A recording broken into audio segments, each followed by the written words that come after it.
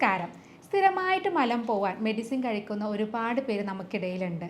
നമ്മുടെ ഇന്നത്തെ ഭക്ഷണ രീതി കൊണ്ടും ജീവിതശൈലി കൊണ്ടും നമ്മൾ ഏറെ ബുദ്ധിമുട്ടിക്കുന്ന ഒന്നാണ് മലബന്ധം എന്ന് പറയുന്നത്. പല ആളുകളിലും പല രൂപത്തിലായിട്ടാണ് ഇത് അനുഭവപ്പെടുക. ചില ആളുകളിൽ ഡെയിലി മലം പോകും, പക്ഷെ നല്ല ടൈറ്റിലായിരിക്കും പോകുന്നത്. കൂടുതൽ പ്രഷർ കൊടുക്കേണ്ടി വരും. നമുക്ക് പോയി കഴിഞ്ഞാൽ വീണ്ടും പോകണമെന്നുള്ളൊരു ടെൻഡൻസി ഉണ്ടാകും. ഫുള്ളായിട്ട് പോകാത്തൊരവസ്ഥയായിരിക്കും. എന്നാൽ ചില ആളുകളിലാണെങ്കിൽ 2-3 ദിവസം കൂടുമ്പോഴേ പോകുള്ളൂ, അല്ലെങ്കിൽ ഒരാഴ്ചയൊക്കെ കഴിയുമ്പോഴേ മലം പോവുകയുള്ളൂ. ഇങ്ങനെയുള്ള ആളുകൾക്ക് ഭക്ഷണമൊക്കെ കറക്റ്റായിട്ട് കഴിക്കുന്നുണ്ടാവും, എന്നാലും മലം പോകാനുള്ള ടെൻഡൻസിയേ ഉണ്ടാവില്ല. ഇങ്ങനെ പലതരത്തിലാണ് നമുക്ക് മലബന്ധം അനുഭവപ്പെടുന്നത്. ചില പേഷ്യൻസ് ഒ പിയിൽ വന്നിട്ട് പറയാറുണ്ട്, ഡോക്ടറെ എനിക്ക് പൈൽസ് രോഗമാണെന്ന് തോന്നുന്നുണ്ട്, കാരണം എനിക്ക് മലം പോകുന്നേ ഇല്ല. മലം പോകാൻ വേണ്ടിയിട്ട് ഞാൻ കൈകൊണ്ടൊക്കെ എടുത്ത് കളയാണ് ചെയ്യുന്നതെന്ന് പറയാറുണ്ട്. അപ്പോൾ എങ്ങനെയാണ് നമുക്ക് വരുന്ന ഈ മലബന്ധം പൈൽസ് പോലെയുള്ള അസുഖങ്ങളിലേക്ക് നയിക്കുന്നത്? പൈൽസ് പോലെയുള്ള അസുഖങ്ങൾ വന്നു കഴിഞ്ഞിട്ടുണ്ടെങ്കിൽ നമ്മൾ ശ്രദ്ധിക്കേണ്ട കാര്യങ്ങൾ എന്തൊക്കെയാണ്? മലബന്ധം എങ്ങനെയാണ് ഫിസ്റ്റുല പോലെയുള്ള അസുഖങ്ങളിലേക്ക് നയിക്കുന്നത് തുടങ്ങിയ കാര്യങ്ങളാണ് ഇന്ന് ഈ വീഡിയോയിലൂടെ പറയുന്നത്.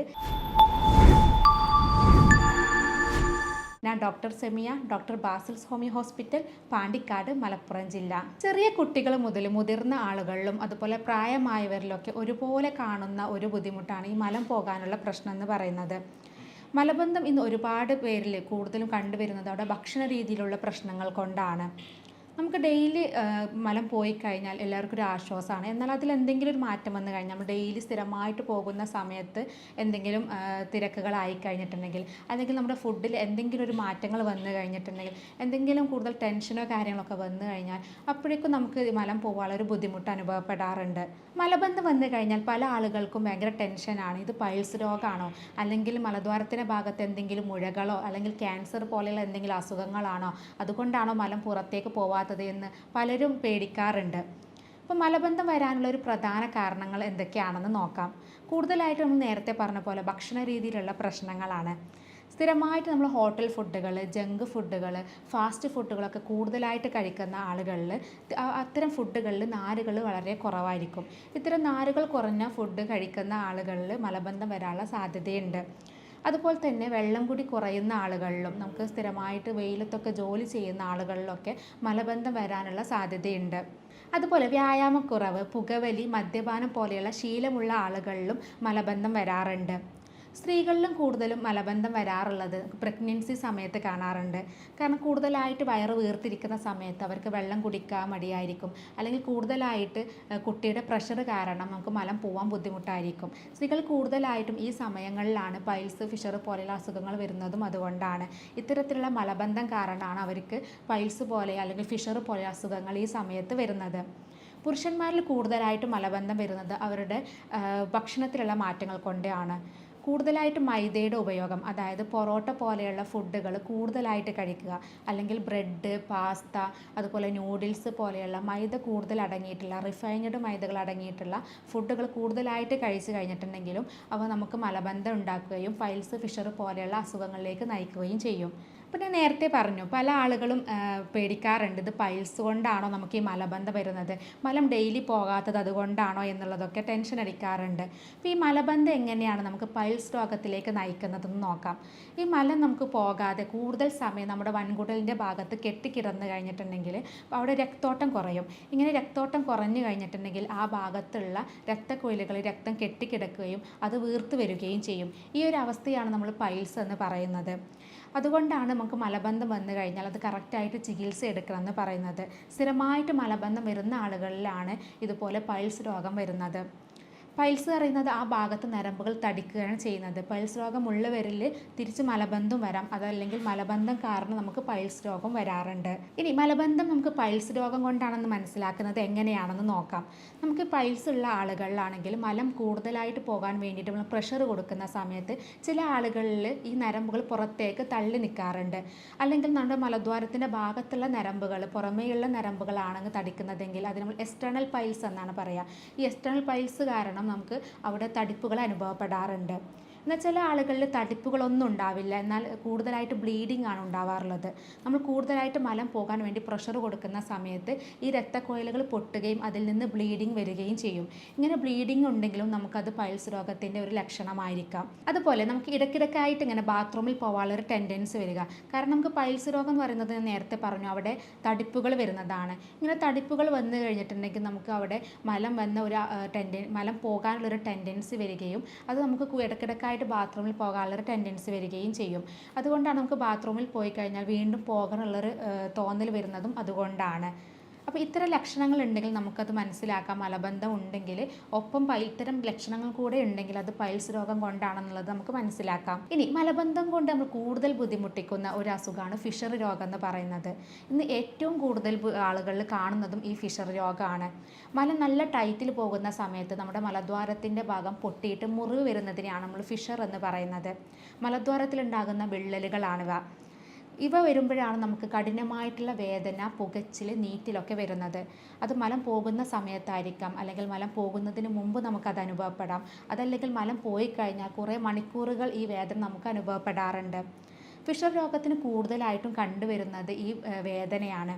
പലപ്പോഴും ആളുകൾ ഈ വേദന കാണുമ്പോൾ അത് പൈൽസ് രോഗമാണെന്ന് തെറ്റിദ്ധരിക്കാറുണ്ട്. എന്നാൽ ഇങ്ങനെ വരുന്ന വേദനകൾ കൂടുതലായിട്ടും ഫിഷർ രോഗം കൊണ്ട് വരുന്നതാണ്. എന്നാൽ ഇതിൽ ബ്ലീഡിങ്ങും കാണിക്കാറുണ്ട്. ചില ആളുകളിൽ മലം പോയി കഴിഞ്ഞാൽ മലത്തിൽ ഒരു വര പോലെ ബ്ലീഡിങ് കാണാം. ഇത് ഫിഷർ രോഗത്തിൻ്റെ ഒരു ലക്ഷണമാണ്.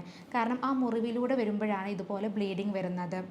അതുപോലെ തന്നെ ഇടയ്ക്കിടയ്ക്ക് പോകാനുള്ള ടെൻഡൻസി വരുന്നതും ആ ഭാഗത്ത് എരിച്ചിൽ, നീറ്റൽ വരുന്നതും കത്തി കൊണ്ടോ ബ്ലേഡ് കൊണ്ടൊക്കെ മുറിഞ്ഞതുപോലെയുള്ള ഒരു ഫീലിംഗ് വരുന്നതൊക്കെ ഈ ഫിഷർ രോഗത്തിൻ്റെ ലക്ഷണങ്ങളാണ്. അപ്പോൾ മലബന്ധം വന്നു കഴിഞ്ഞാൽ ഏറ്റവും കൂടുതൽ ആളുകളിൽ ഈ ഫിഷർ രോഗം കണ്ടുവരുന്നുണ്ട്. സ്ത്രീകളിൽ കൂടുതൽ ഞാൻ നേരത്തെ പറഞ്ഞ പോലെ പ്രഗ്നൻസി സമയത്താണ് ഇത് കൂടുതൽ വരുന്നത്. അവർ കൂടുതൽ ഡെലിവറി സമയത്ത് പ്രഷർ കൊടുക്കുമ്പോൾ, അല്ലെങ്കിൽ മലബന്ധം കാരണം മലം പോകാൻ പ്രഷർ കൊടുക്കുമ്പോൾ ആ ഭാഗത്ത് പൊട്ടിയിട്ട് മുറിവ് വരും. അതുകൊണ്ടാണ് സ്ത്രീകളിൽ ഫിഷർ രോഗം കൂടുതലായിട്ട് കണ്ടുവരുന്നത്. ഇനി മലദ്വാരത്തിൽ ഉണ്ടാകുന്ന മറ്റൊരു അസുഖമാണ് ഫിസ്റ്റുല എന്ന് പറയുന്നത്. നമുക്കറിയാം ഫിസ്റ്റുല എന്ന് പറയുന്നത് മലദ്വാരത്തിൽ നിന്ന് കുറച്ച് മാറിയിട്ട് ഒരു ഹോൾ വരുന്നതാണ്. അത് മലദ്വാരത്തിൻ്റെ ഏതെങ്കിലും ഒരു ചുറ്റുഭാഗത്തായിട്ടാണ് വരുന്നത്.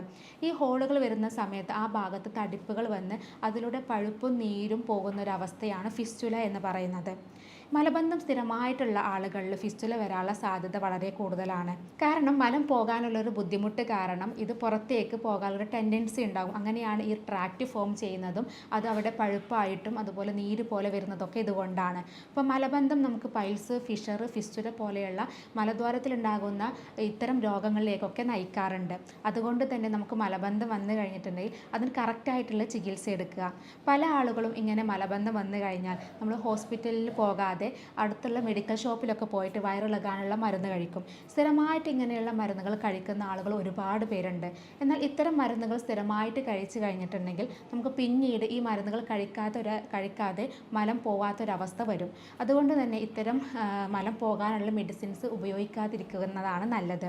അപ്പോൾ ഇങ്ങനെ മലബന്ധം വന്നു കഴിഞ്ഞാൽ അത് എന്തുകൊണ്ടാണ് വരുന്നത്, നമ്മുടെ ഭക്ഷണത്തിലുള്ള മാറ്റങ്ങൾ കൊണ്ടാണോ അല്ലെങ്കിൽ എന്തെങ്കിലും അസുഖങ്ങൾ കൊണ്ടൊക്കെ ആണെങ്കിൽ അത്തരം കാര്യങ്ങൾ മനസ്സിലാക്കി അതിന് കറക്റ്റായിട്ടുള്ള ചികിത്സ എടുത്തു കഴിഞ്ഞാൽ നമുക്കത് പൂർണ്ണമായിട്ട് തന്നെ മാറ്റിയെടുക്കാം. ഇനി സ്ഥിരമായിട്ട് മലബന്ധം വരുന്ന ആളുകൾ ശ്രദ്ധിക്കേണ്ട കുറച്ച് കാര്യങ്ങൾ പറഞ്ഞു തരാം. ഒന്ന്, ഭക്ഷണത്തിലാണ് ശ്രദ്ധിക്കേണ്ടത്. കൂടുതലായിട്ട് നാരുകൾ അടങ്ങിയിട്ടുള്ള ഫുഡുകൾ കഴിക്കുക. ഡെയിലി നമ്മളൊരു 25-30 ഗ്രാം നാരുകൾ നമ്മുടെ ഭക്ഷണത്തിൽ ഉൾപ്പെടുത്തണം. അതുപോലെ ധാരാളം വെള്ളം കുടിക്കുക. ഒരു 2-2.5 ലിറ്റർ ഡെയിലി നമ്മൾ വെള്ളം കുടിക്കണം. വെയിലത്ത് ജോലി ചെയ്യുന്ന ആളുകളാണെങ്കിൽ അവർ കൂടുതലായിട്ട് വെള്ളം ഉപയോഗിക്കണം. കാരണം അത് അവർക്ക് കൂടുതലായിട്ട് വിയർപ്പുള്ളത് കൊണ്ട് തന്നെ കൂടുതലായിട്ട് വെള്ളം നഷ്ടപ്പെടാനുള്ള സാധ്യതയുണ്ട്. അപ്പോൾ അത്തരം ആളുകൾ കൂടുതലായിട്ട് വെള്ളം കുടിക്കുക. അതുപോലെ തന്നെ ശ്രദ്ധിക്കേണ്ടത് നമ്മുടെ ഫുഡിലുള്ള മാറ്റങ്ങളാണ്. നമ്മൾ കൂടുതലായിട്ട് മൈദയുടെ സാധനങ്ങൾ, അതുപോലെ ഹോട്ടൽ ഫുഡുകൾ, ഫാസ്റ്റ് ഫുഡുകളൊക്കെ കൂടുതൽ കഴിക്കുന്ന ആളുകൾ അത്തരം ഭക്ഷണങ്ങളൊക്കെ കുറയ്ക്കുക. ആഴ്ചയിൽ ഒരു ദിവസം അല്ലെങ്കിൽ 2 ആഴ്ച കൂടുമ്പോൾ മാത്രം ഇത്തരം ഫുഡുകൾ കഴിക്കുക. ഇനി പുകവലി, മദ്യപാന ശീലമുള്ളവരാണെങ്കിൽ അത്തരം ശീലങ്ങൾ പൂർണ്ണമായിട്ട് തന്നെ ഒഴിവാക്കുക.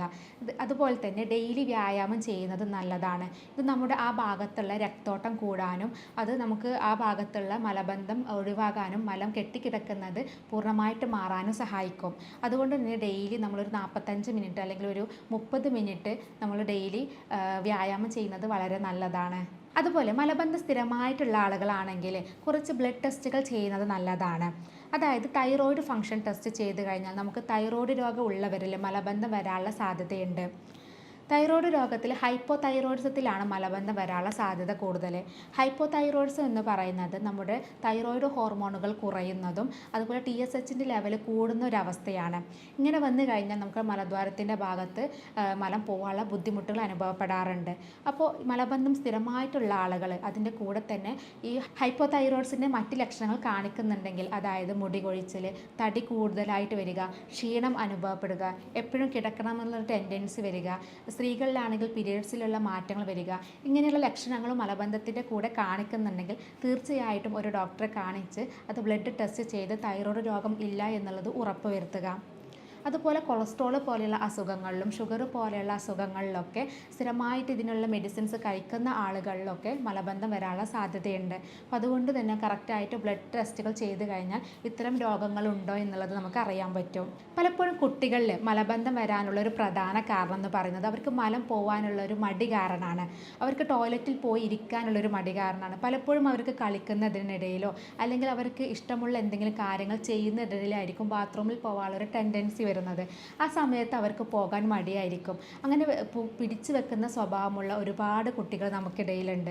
ഇങ്ങനെ കൂടുതൽ സമയം നമ്മൾ പിടിച്ചു വെക്കുമ്പോൾ അത് മുതിർന്നവരിലാണെങ്കിലും എത്രത്തോളം നമ്മുടെ വൻകുടലിൽ കെട്ടിക്കിടക്കുന്നുണ്ടോ അത്രയും കൂടുതൽ സമയം നമ്മുടെ മലത്തിലുള്ള വെള്ളം കൂടുതലായിട്ട് വലിച്ചെടുക്കും. അത് ഒന്നുകൂടെ ഡ്രൈ ആയിട്ട് മാറുകയാണ് ചെയ്യുന്നത്. അതുകൊണ്ടാണ് നമ്മൾ കൂടുതൽ പിടിച്ചു വെക്കുന്ന സമയത്ത് പിന്നീട് പോകുമ്പോൾ കൂടുതലായിട്ട് മലം ടൈറ്റായിട്ട് വരുന്നത്. ഇത് കൂടുതലും കുട്ടികളിലാണ് കാണാറുള്ളത്.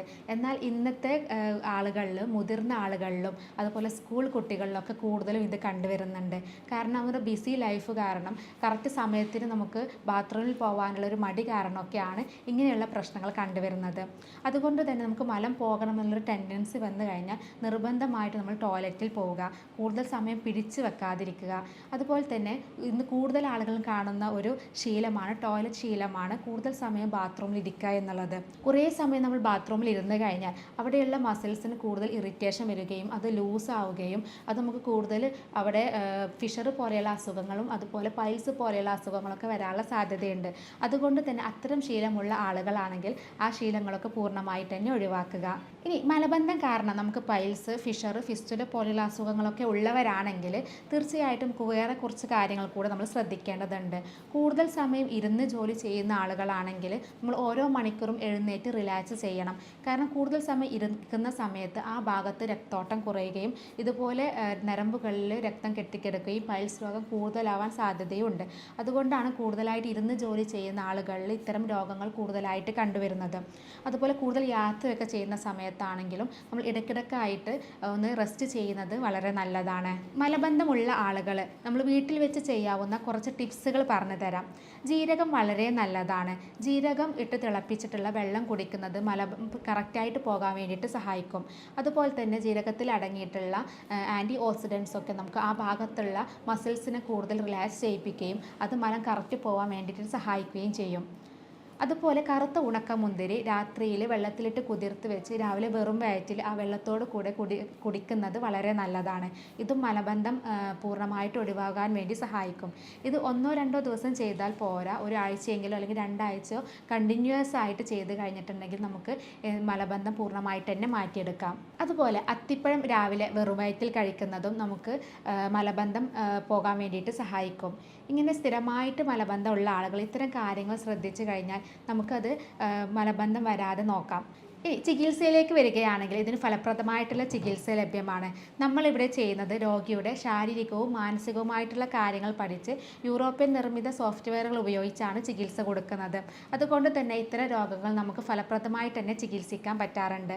അപ്പോൾ ഇത്തരം ചികിത്സാ രീതിയെക്കുറിച്ച് അറിയാനും കൂടുതൽ ഡൗട്ടുകൾ ചോദിക്കാനുണ്ടെങ്കിൽ താഴെ കാണുന്ന നമ്പറിൽ കോൺടാക്റ്റ് ചെയ്യാവുന്നതാണ്. സ്നേഹത്തോടെ doctor Semiya, doctor Basil's homeo hospital, Pandikkad, Malappuram ജില്ല.